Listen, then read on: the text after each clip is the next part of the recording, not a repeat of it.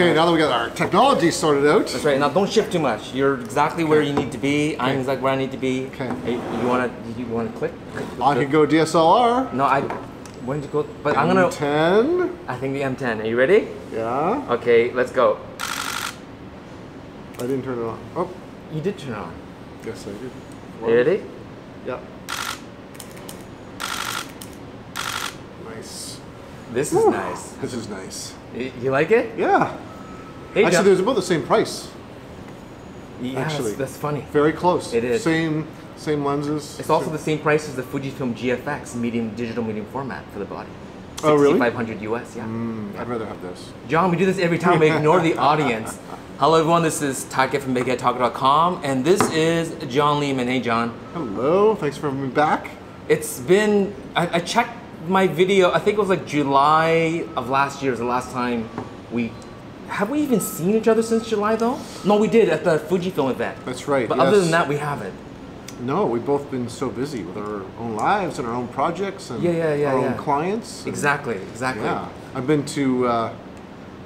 You've been all over the place. Yeah, I've been North Korea. Okay, so we're gonna. I don't have notes, guys, but I have my laptop, and we're gonna use John's Instagram feed as a way to go through. Okay. So you'll give me these pictures I can embed. But for those of you that actually have your phone with you, go through your phone follow along as we go through the pictures. All right. So let's go back.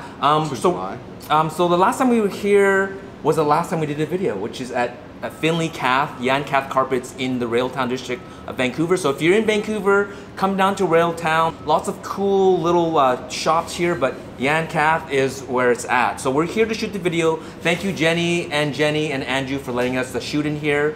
Let's go back to, so it was July was the last time we were together. Okay. So I was within a month going to Hong Kong, which I invited you to come to, but you were busy. I was going to the Olympics. Very good. Not as an athlete, but as a photographer. I would have thought you were going to be doing the Usain Bolt, you know? No, nothing like that. All right. I was there for that race, but. So I'm going to bring up. Actually, I guess the last thing we talked about was the the new Fuji camera at the time. The X-Pro 2.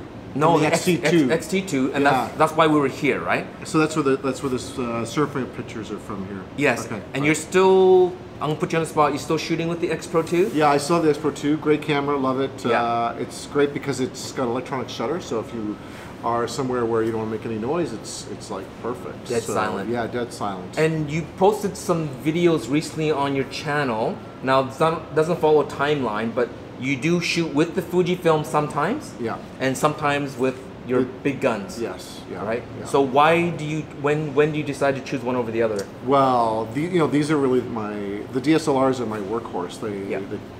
There's nothing I can't do with them, and the low light sensitivity and the AF speed it's unmatched. You know, there's nothing as fast on the market. Obviously the Canon EOS 1 is also an excellent camera. Yeah.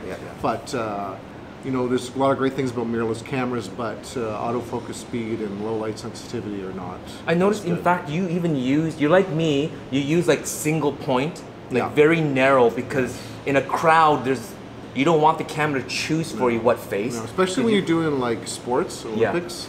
If you want to follow a rugby player. I know there's all this other kinds of autofocus technology that both Nikon and Canon and Fuji have developed, but nothing still beats that 1 point AF spot. And so for sports, you're either following the action really closely or you're pre-focusing and waiting for the right moment. Yes. So I still, all those other technical advances that have been made with autofocus are still not as good as that single spot. Single spot, and also it's the human element, right? Yeah. Because how does the computer know exactly what you're trying to do? Exactly. Yeah. Like, how does it know what player you're trying to follow? Like, and if you have the face detection on, well, maybe it's the other face that you want. Yes. I know. I was watching a video about the Sonys though, and I guess you can actually take a picture of the subject you want, and it will always follow that. Which is, I would love to try that out one day. That sounds really amazing. Sony Canada, North America. John Lehmann would like to try the A7R Mark II or the A99 Mark II. One of those two. John Lehmann wants to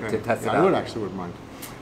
Especially if you're just focused on one person, and if they can always find that person, that would be great. Although I suppose even that system can be fooled sometimes. So yes, actually, my two nephews, it confused one for the other because they look quite similar. Yeah, so it picked the wrong nephew.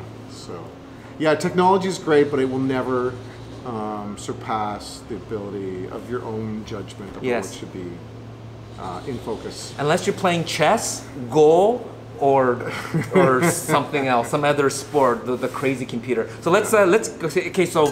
So we're playing with the two Fujis. I personally prefer the X-T2 over the X Pro 2. I know a lot of guys like. I'm shooting this on the X-T2 because I like the video capabilities, but I also like the ergonomics. I understand why people like the X Pro 2, but personally, I like the X-T2. I prefer the X Pro 2, and mostly because it has the optical viewfinder. Yes. That's the number one reason. Yes. Also, big fan, although I haven't used this 100F yet, but I do like the 100 line. Well, let's try to get you to take this with you to North Korea. We'll talk about that at the very end. Okay. So Olympics. Yeah, so actually one of the first pictures for the Olympics is the Instagram of all this stuff. Oh yes, exactly. All the equipment that you're taking with you. Yeah. Now that is typical of, how many Olympics have you done now? 6. 6 Olympics? Yeah. What was the first one you did? First one was Sydney. Sydney. Yeah, in 2000. And has much, other than the bodies, has much changed? Like you're taking the same lenses? 400, 500, 80 to 200? Well, you know, technology is a bit cheaper now than it was then. Yeah. And that was the first Olympics that everybody was pretty much shooting digital. Although Kodak did have a film lab there, almost everybody was shooting digital with the D2000. Okay. You know, this Olympics, I took 2 laptops just because, you know, you don't have any problems. Yeah. And I took 4 camera bodies. You know, 3 to 4, because you always want an extra body for, in case you have a problem or you want to set up a remote. I find that the Olympics that you go to now are completely different than the Olympics that we went to 10 years ago in terms of distance and access, and more greater distance and less access. Oh wow. So you really need a greater variety of longer lenses now. So I was able to take, Nikon loaned me a 500 millimeter f4, f2.8? F4, and I took a 200 to 400. Those were the 2 big lenses I took. Yeah. And those got. I mean, let's look at some of your shots here.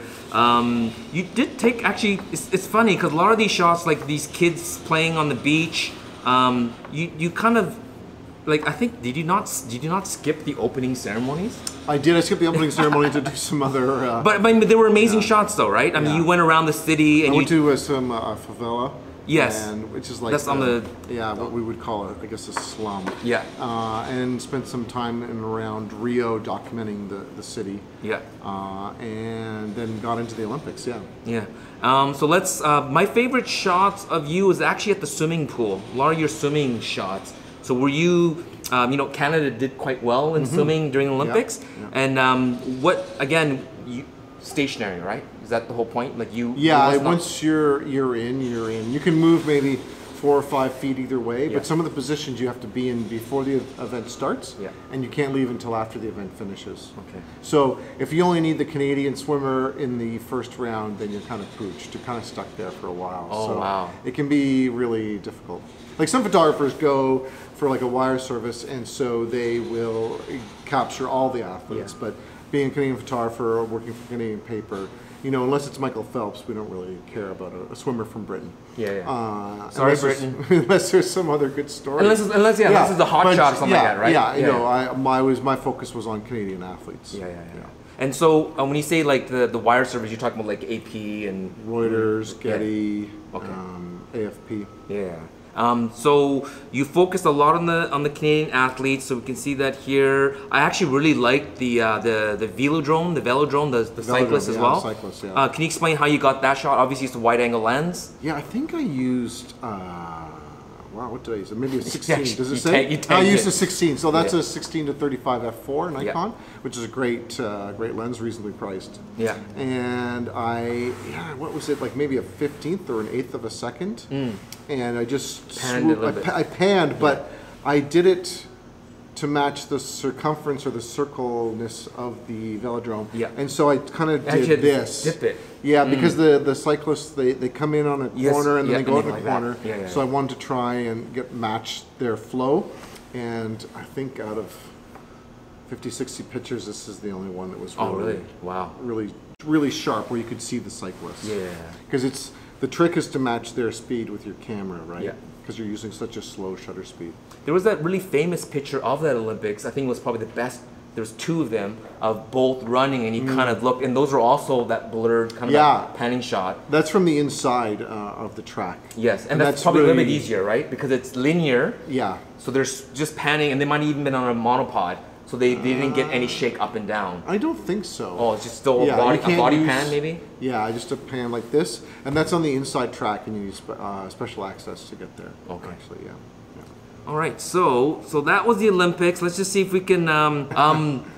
But you were at the track there. Yes, but that's sort of the head-on position. That's a photo of the finish line of Bolt. A Bolt with our Canadian runner, yeah. Our Canadian guy. I forgot, what was this? Here you go, Andre. Yeah, exactly. And that was again with probably the 500. The 500. Yeah.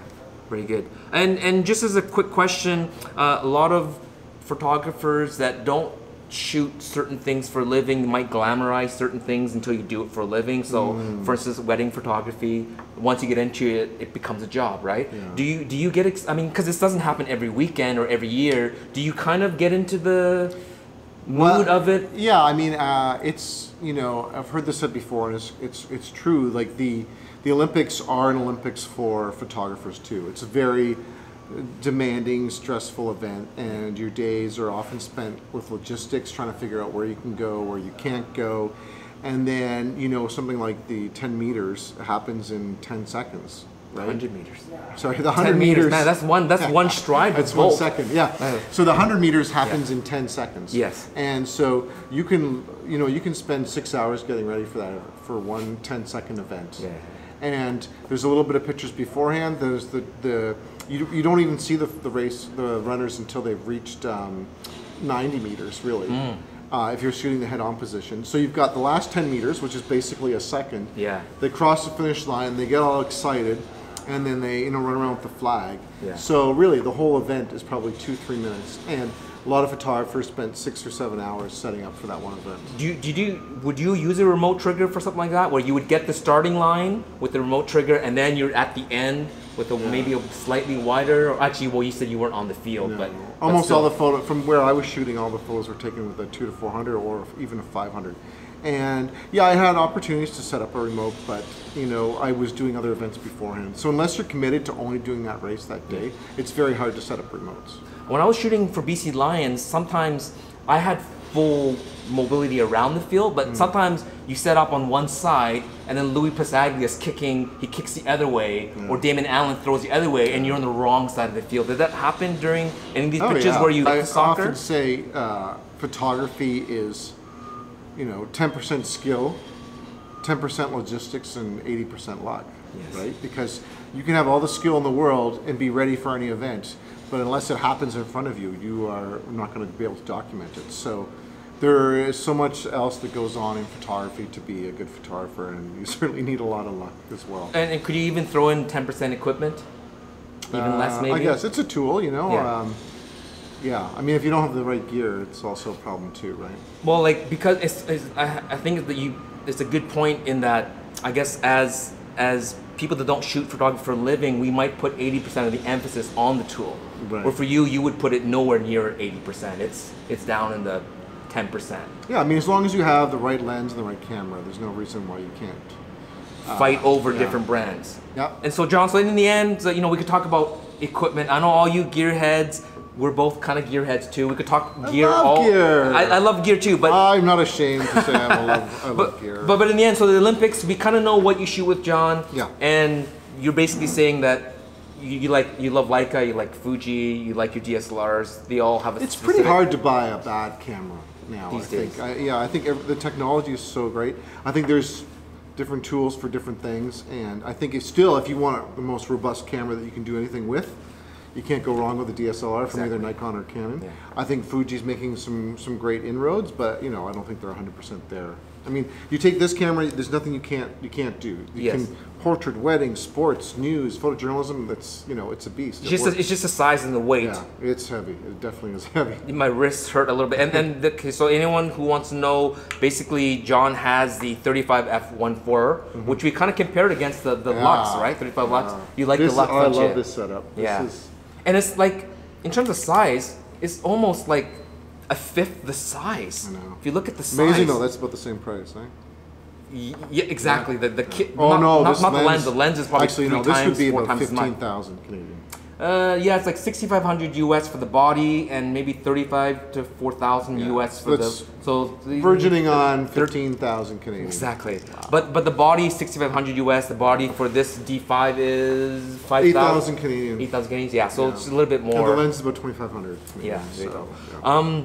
Another thing I was going to mention is as well, talking about equipment before we move on to North Korea, is you also shoot a lot of iPhone. So speaking about like you can't buy a bad camera, can you survive just using your iPhone for I mean, you and I understand light and the limits of cameras, so you and I can use it in situations where people are like, wow, how can you get that shot? But you do shoot a lot with your iPhone though. You know what I hear a lot, which drives me crazy, is like, you know, that camera or that phone that takes a great picture, and it's like, it's just a tool. Exactly. It's a hammer, and you know, it's how skilled you are at using something. So, yeah, the phone does not take a great picture. I take a great picture, but the phone is a good tool. Yes. And used properly in the right hands can make some great images. You know, like you've seen countless advertising campaigns by Apple now. The quality of the images you can get. Yeah. So. But people assume they buy it and they run out. Like, oh, it's gonna look just like that campaign, and it doesn't look. No. And they think it's the camera, but it's them not understanding light,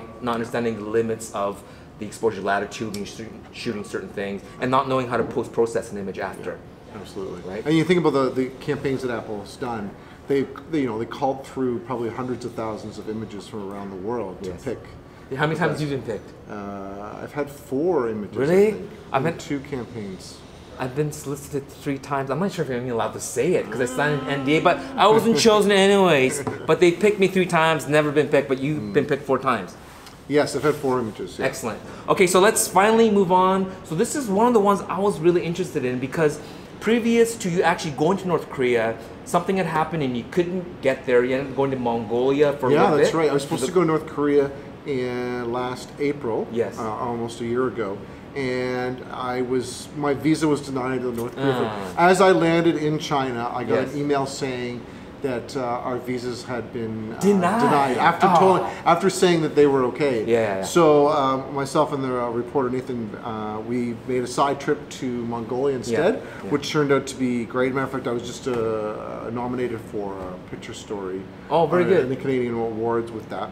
So I'll embed one of those. We're going backwards in the feed now. But anyway, so the Mongolian. As usual, we're jumping on. But that you did the coal miners. That was a fantastic series. I really enjoyed it. Thank you. That was a lot of fun. And that was an impromptu one too, because you're just like, let's quickly figure out. I only had a 24-hour visa for China, so we had to figure out what to do right away. So we did that. So that was great. But then I had another opportunity for one of my first freelance assignments after leaving the Globe to go to North Korea for this charitable foundation called First Steps, which provides food to malnourished children.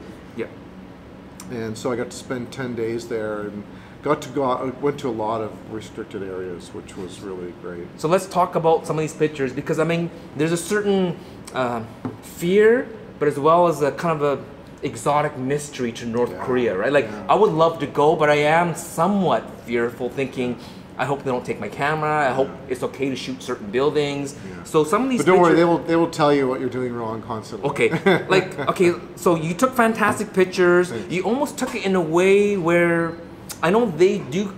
I wouldn't say control, but there's certain things they don't want you to take pictures of. But some of these shots, like this one here, who are these ladies here? They're women of enlightenment. Okay, what does that mean? So they're kind of like cheerleaders for social thought, and they were there helping support the people that were recovering from some flooding. Oh, okay. And they were doing like a little cheer with, or singing, patriotic songs to the dear leader and the great leader. So those are the type of pictures that they want you to take pictures of. I think they were okay with it. Yeah. And then even this one here, I thought this was kind of cute about the girl buying something there. Yeah, and you used an iPhone for that shot. I know. It was because they didn't really want me leaving the hotel with a camera if I wasn't properly working. Oh, okay. And so I did grab this photo. I took this photo, and they saw me take it with my phone. So I think 9 times out of 10 they're not too worried when you take something with your phone. Yeah. But And whenever you leave your hotel, you always have a government minder. what are they called? What? A minder. A minder? Yeah, somebody who watches what you're doing and who you're talking to. But are they kind of a tour guide as well, or no? You also have a tour guide and you have a minder with you? No, we have a driver and a minder. Okay. Both the driver's a minder too. Can you have also there's a name you use when you were in Hong Kong. Oh, a fixer. A fixer. No, so a fixer is somebody who actually works for you. Oh, okay. These people they're government officials who are there to censor stuff that you shouldn't see. But are there people that have a fixer in North Korea, or that just doesn't exist? No, it does not exist. No one there, they're not freelancing. Like they would be a government official or someone authorized, but it's a very narrow job. Like they're a driver and they can't be your tour guide. No. Okay. So you have your driver, your minder. Yeah, and the minder's there to oversee what you're doing. Yeah. And to delete your photos if they don't like them. Okay. Did he have anything? I had one photo deleted from my iPhone, yeah. And can we talk about that, or? Yeah, sure. What? I took a photo that of a poster of the 2 leaders on the wall. Yeah. And they didn't like the way I took the picture, so they asked me to delete it. So a lot of it is kind of, does it come down to who you get then? A little bit? A little bit, yeah. So we had our minder at the time. She was very good, and she wasn't too difficult to work with at all. Actually, she was pretty good. Okay, very good. And these shots, it doesn't look like you were in a country that put that much restriction. Are we still all in North Korea here? This is fantastic. The 2 girls kind of giggling there. Is that at the hotel? The minder wasn't there at the time, but I don't think the minder was. That was at breakfast. Oh, really? Yeah. I don't think the minder would mind this shot, but that's a cute shot. Yeah. And you got really nice portraits of these individuals throughout, right? So this old man here smoking. Yeah. I know it doesn't matter what lens you use, but what was your setup? Were you shooting with your DSLRs? I think that was a 24-1.4. Yeah, I used my DSLR. Yeah, exactly. And so you're using a 24, and you obviously shot reasonably wide open. Yeah. And that is kind of a tool of photojournalists, right? Is to use wide, get close, and through the perspective, you can tell that you're very close to your subject. You're not across the street shooting the long telephoto lens, right? So even this portrait here, that was my iPhone. That was with the iPhone. Yeah, it's good, eh? Yes, it is. The quality's amazing. Yeah, I mean, he's reasonably close to that back wall, but the colors are nice. It's a nice distance you shot from. It's funny, somebody watched me take that, another person on the trip. Yeah. And I said, I have to go out and take this. We were on the bus waiting for the minder to get it back on the bus. And I got out of the bus and I walked up to the guy. I shook his hand. I said hello. He didn't speak English. Yeah. And I just sort of posed him right there against that green wall. And I took up my phone and went click click like this, and then I left. You did click click. And the people, no, I didn't go click click. And the people on the bus were like, oh, so that's how you do street photography. I was like, yeah. So you were in a bus full of other journalists? No, I was in a bus with some other people from the charity, and we were waiting for something. Oh, they were just I see. Watching me out the window. This is a beautiful portrait here of the mother with her child. Mm-hmm. And what was it's a 50 mil.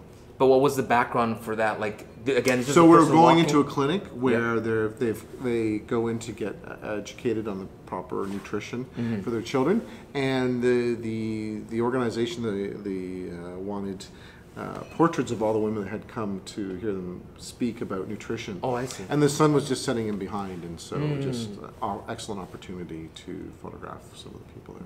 Do you find that because there are minders with you all the time, that people are more willing to have the portraits taken because in a nation like that where they have such high esteem for the government officials, or at least on a superficial level, that she wouldn't have said no?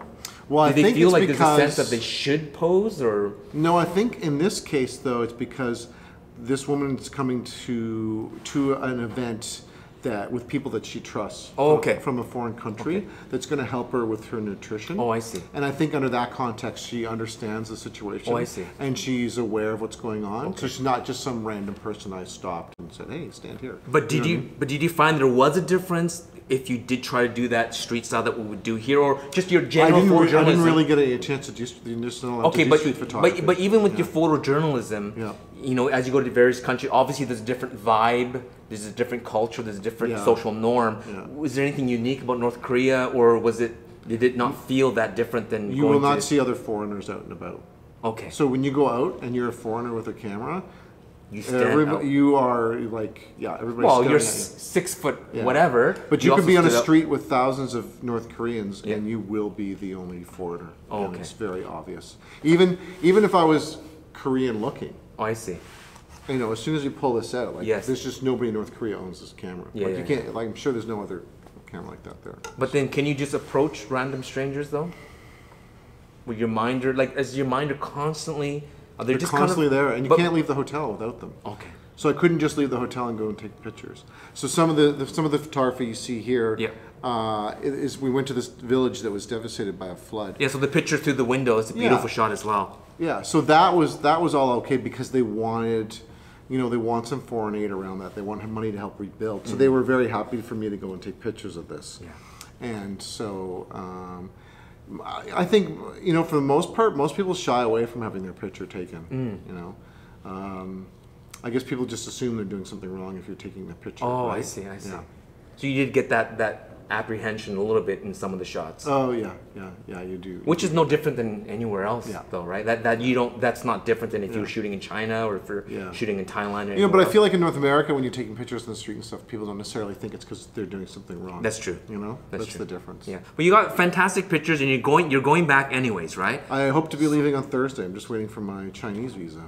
And I see you in Chinese visa you can get it here, and there is no. So for those of you who don't know, there is no direct flights from anywhere outside of Korea, North Korea, that they don't already have a diplomatic relationship with. Right? I think Malaysia was the last place. Was it? Isn't from Vietnam you can as well fly directly to North Korea? I don't know, but I think Russia and China might be the only places where you can fly directly from. Directly into North Korea. Yeah. All right, so we finished with North Korea, and again, this trip was for that charity organization that you mentioned. Like you're going. Yeah, so I went in the fall. Yeah. Early fall, and then I actually went back in December, and we didn't get any work done. Oh. Yeah. We weren't allowed to leave the hotel pretty much for a week. Oh, so obviously something was happening. Yeah, we were trying to negotiate access and stuff. Oh, okay. So I hope to be going back. I hope to be leaving Thursday. Yep. I got my visa for North Korea, but now I'm having a problem with my Chinese visa. Oh. Being a former, formerly being employed by the Globe and Mail. So China's very difficult. It's very difficult if you're a journalist to go into China. So we're trying to explain to them I no longer work at the Globe and Mail. So yeah, we're just going through that battle right now. Oh, so I hope to be leaving Thursday again for North Korea. Okay. So when this video comes out, I could very well be in North Korea. Do you want to talk a little bit about, I think maybe some people would be curious then. So as a photojournalist, these are the things that we know. We see the picture, but we don't hear much about these things about access. So other than China and North Korea, have you been to other countries that maybe we would be surprised that you had issues getting into? Like the rest of the world's pretty reasonable, like South America, South Asia. Well, Russia was very difficult to get into as a photojournalist before the Olympics because I went early. Okay. That took a couple of weeks to sort out a visa for that. Yeah. Even as a journalist for a national newspaper. Much more difficult. Oh, really? And Vietnam was difficult as a photojournalist, and parts of the Congo were difficult. Getting to the Congo was difficult, and I mean anything that's not a democracy is pretty hard to get into. It is, as a journalist. Yeah. But even as a tourist though, there's often a different level of requirements. I was going to say, as a tourist, like people go to Vietnam all the time. You see all these hipsters going there, and that's fine because you're saying pleasure only. Going to the beach, you're there with your kids and your wife. You're like, oh yeah, this is obviously a tourist. But you're I have gone to some countries as a tourist, but really working as a photojournalist, and that that's definitely not recommended and poses its own problems. So we won't talk about what we won't talk about. No, we won't say where. We won't say what country or where, but I see. So you can do that. But I guess those are those times where you need the shot, and so you will go into a war zone. You go into these countries to get the shot. Yeah, it's mostly the problem with the photojournalism visa is that in most places eventually you'll get in. It's just it takes a long time to organize and to get. Whereas tourist visas are often you can get in a couple of days and a lot less hassle. Especially if you're working through a tour group, right? And they have a connection with the government. There's a busload of people. They probably authorize it all at one as a bulk thing, right? Yeah. So, very good. Okay, so we're finished with North Korea. Although they'll follow. I should have been mentioning this. So it's. What's your Instagram account, John? What's the so at John Lehmann? Just put in the show notes below. In the show notes below, but I'll embed it down, there. So another thing I want to talk to you about is so we're starting to see a shift in your photography in that we just kind of mentioned it. You no longer work for the Globe and Mail. So I think you and I have had sort of private conversations. I know a couple of people at the Vancouver Sun, the Vancouver province. There was people call it like a gutting of the employees here in Vancouver. There's a huge popular photography. Their last issue this month. They've been around for 50 years, 60 years. There's American Photo. There's practical photography in England. Japan is still good. There's like 30, 40 magazines that are dedicated to photography. Still people reading there. Oh, Japan. Because you know what? They don't put most of their stuff on the web. Right, yeah. It just doesn't exist. They make sure you have to buy the magazine. You know, we've got great innovations such as Instagram and YouTube now, but you know, it does take away from other parts of the media landscape. And yeah, I have been for some years now, been thinking about leaving the Globe and setting up my own company. Yeah. And so that's what I did in the fall. I made the decision to do that. I wanted a chance to do more of the things I wanted to work on and make more money doing it. So that's my crazy plan. Well, okay, so what is it called? What is your business it's John called? Lehmann Photography Inc. Nothing very exciting. Yeah, So. and then what is the title? What is the title of what? Because I've noticed on Instagram you changed even what you called yourself. Yeah, I'm an editorial and commercial photographer based in Vancouver. Very good. So I've got I've got some clients, 4 or 5 clients already, which is probably more than enough for anybody that's running their own solo business. Yeah. And so and some of them are some government contracts and some political contracts, and I'm doing some more stuff for charities. I mean it's fascinating work when you can do work for charity and go to North Korea, right? So yeah, for sure. And I wouldn't be able to have the time or been allowed to have done that when I was at the Globe. So I miss daily journalism, to miss daily photojournalism. I'm still doing some photojournalism, but I'm using the those skills that I used that I've developed over the years with my clients now, and that's. It's really the style of photography they're looking for. Yeah, because there is no shift in your style, although do you find that there is certain styles that you need to brush up on, or certain styles that you're expected to do that you haven't already? That's the thing, I think, when you're a photojournalist, especially working at a newspaper, you really have to be good at portraiture, you have to be good at documentary photography, you have to be good at business photography, and so I think, people who have spent a long time in the newspaper photojournalism industry can go and find other avenues for their photography. And there has been for some time, and there still is, a huge need by companies for photography with that skill set. I was talking to some clients who have larger projects across Canada, and that's exactly the type of photography they want to use to document some of their other facilities. Is that documentary sort of photojournalism style. So that's how I sort of market myself. Would you then relate to something like Magnum when Henri Cartier-Bresson started it? I mean, was this You're comparing me to a Magnum photographer. Hey, Magnum, if you're watching, but I mean, think about what Bresson did. He did all the artsy stuff, but he did go to India and take portraits of Mother Teresa. I mean, he did. I wouldn't say political. I mean, he did editorial work and documentary type work, but some of it could be seen as photojournalism. Yeah. Oh, absolutely. Because he traveled the world and he did do conflict zone things and stuff. And a lot of great Magnum photographers did. They went to war zones, and they look like this mixture of street photography with photojournalism. And many of those agencies, they do documentary work and they do commercial work on the side to pay the bills. Yeah. So do you find then if you can be so bold as to say, if you want to be the most versatile photographer, photojournalism is what enabled you to be able to adapt very quickly to this? I mean, it's not a crazy shift, but I mean, it's still...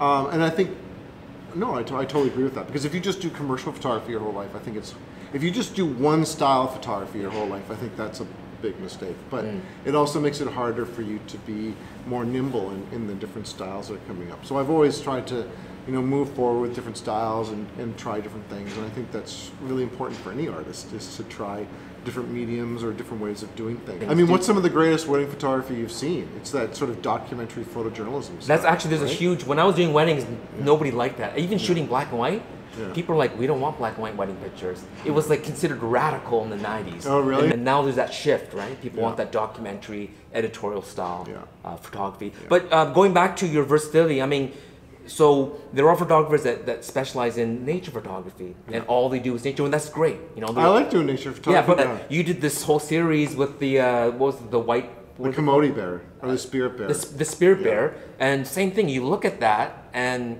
there is a John Lehmann-ness to those pictures, but there are also still. It looked like wildlife photography. I mean, it was, but you still had your twist. I love wildlife photography, but I have.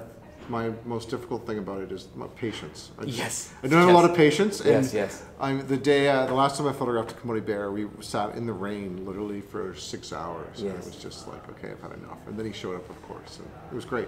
But yeah, that wildlife photography takes a lot of patience. But you know, so that does show you your versatility. You did the spirit bears, and then you do the Olympics, and then you go to Korea, and then now you're doing some commercial work, and that's a very versatile repertoire that you have in your photography skills. So that's fantastic. So so you have new work. You did some street work here in Vancouver as well. Yeah, I had Leica lend me the Q for a couple of weeks, which I really like. It's a beautiful camera.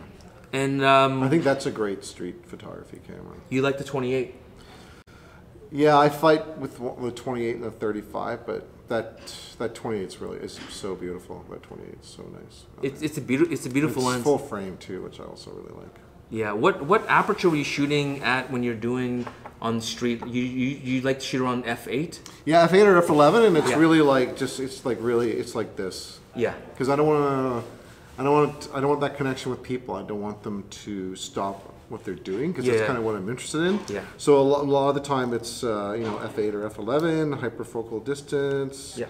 And within 4 feet to 6 feet. I'll put like maybe 250 or 500, and then put on auto ISO sometimes, unless I'm waiting for them to walk in the sunlight, and then I just sort of like, this is literally like how I did it, like that. Which is about where my eye is. You down here is about like this for me, so that's why your pictures look normal to me. It's like, oh, that's normal height, but no, that's low for you.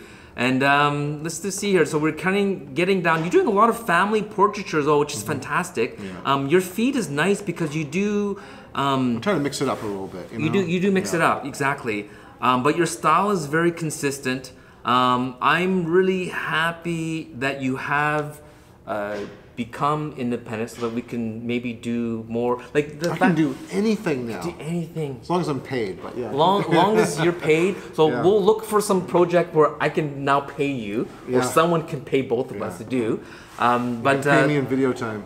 In video time. So because you're so busy, your YouTube channel hasn't been progressing. So since we talked last, not much has been happening there. But you do have it.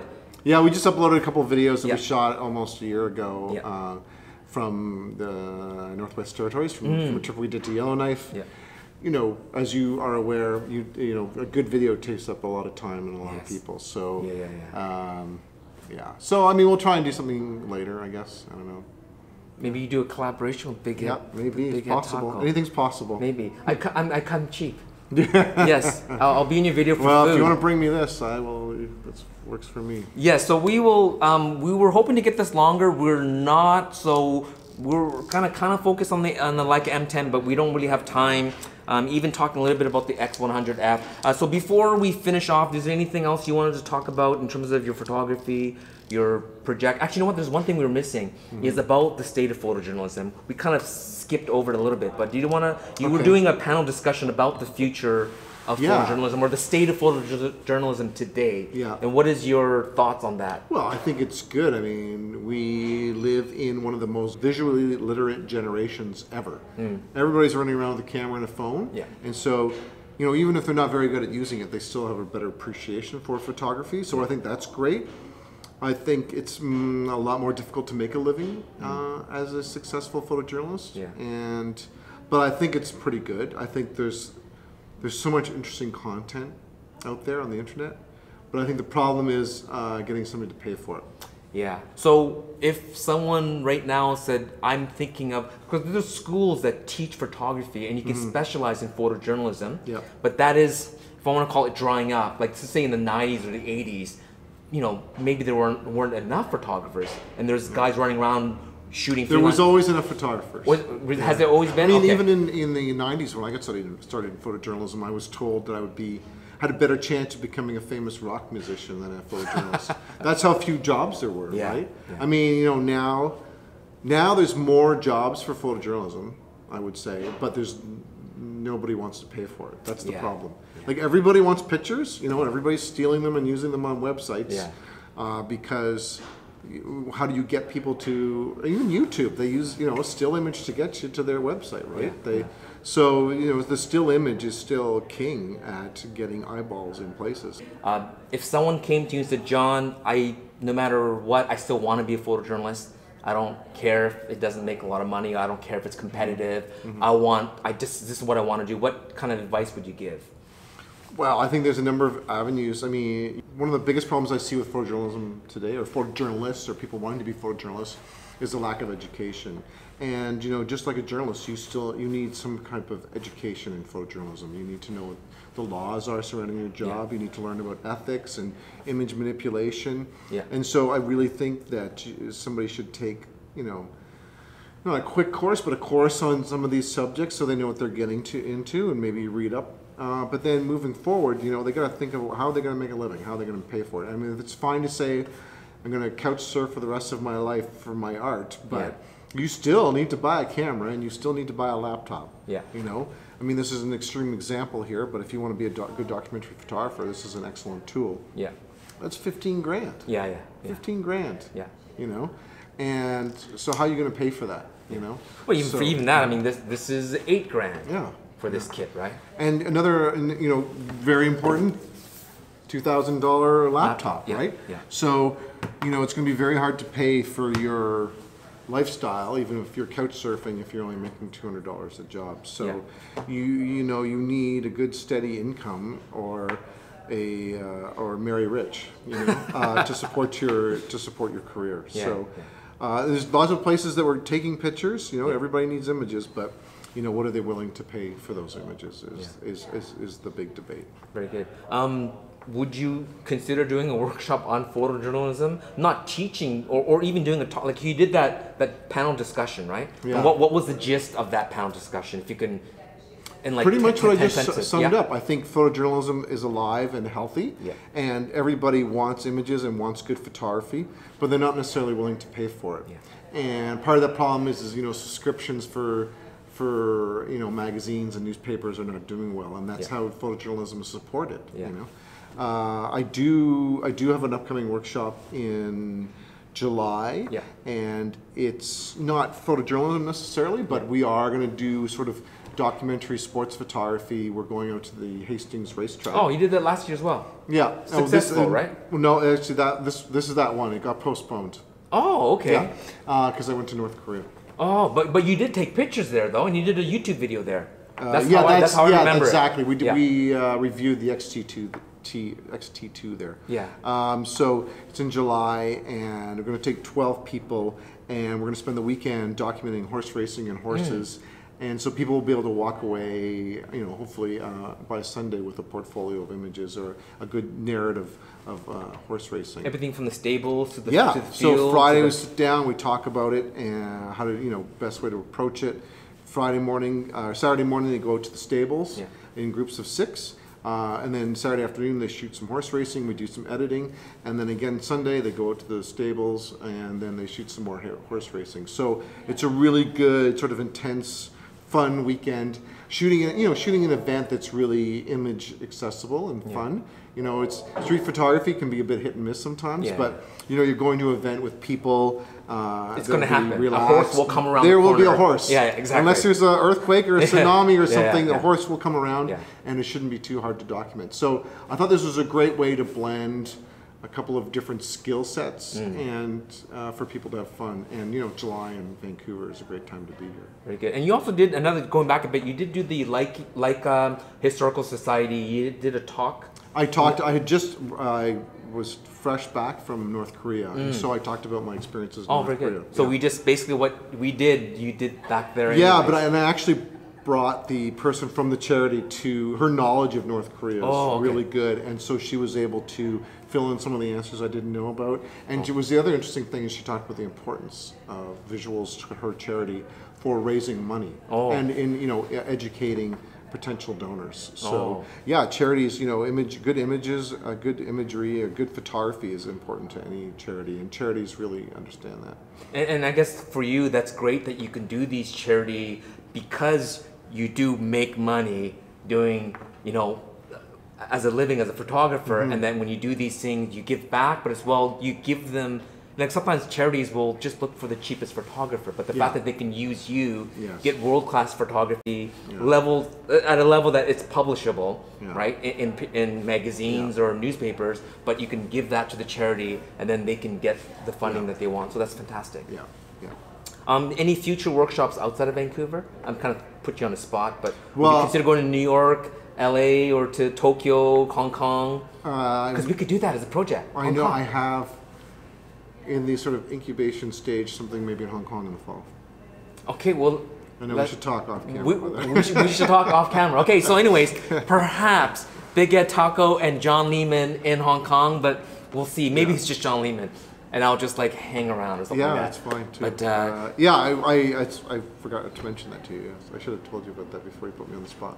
Well, I didn't want to lie on camera. For sure. So to end this off, then, John, thank you so much for coming on. Go to John's website, lehmann.ca, to see about his upcoming workshops, your upcoming projects. Follow John on Instagram to see what he is, because you do pretty much show what you're doing up and about. And yeah, it's pretty up to date. It's a nice snapshot of your life, your family, as well as your work and your various. I just put anything on there I kind of like. Yeah. You know, it doesn't always work maybe, but I don't know. I just put stuff on there I like. Yeah. And I would rather have a natural progression to my followers on Instagram. So I don't want a whole range. I don't want a whole whack of people who are only interested because I used a Leica for a week. You know what I mean? I would rather have just a wide range of people, just people who are interested in photography. And your story. And my story. They know who you are, what you do, and they like that, and they're looking forward to the next project and stuff like that, and they support your brand, your Instagram, as well as your brand, right? Workshops and those kind of things. So, excellent, very good. So, John, we're going to close off with a click. You're still going to use the M10? I love this camera. Do you really? Okay, well, anyways, John, you should do reviews with me.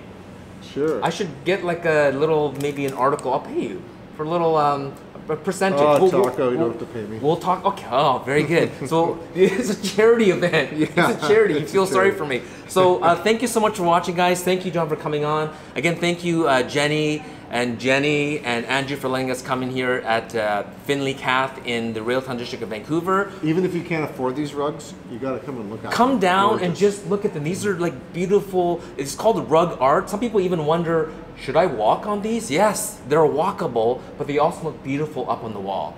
And I've done some photo shoots here using them. You should do that. Yeah. Do as a backdrop. Good backdrop. Yeah. Great backdrop. Very good. So thank you so much for watching.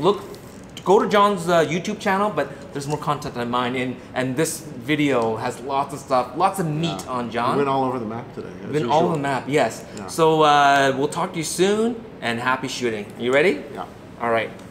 I don't even know if they could hear that. Send me a camera, please. All right. Okay.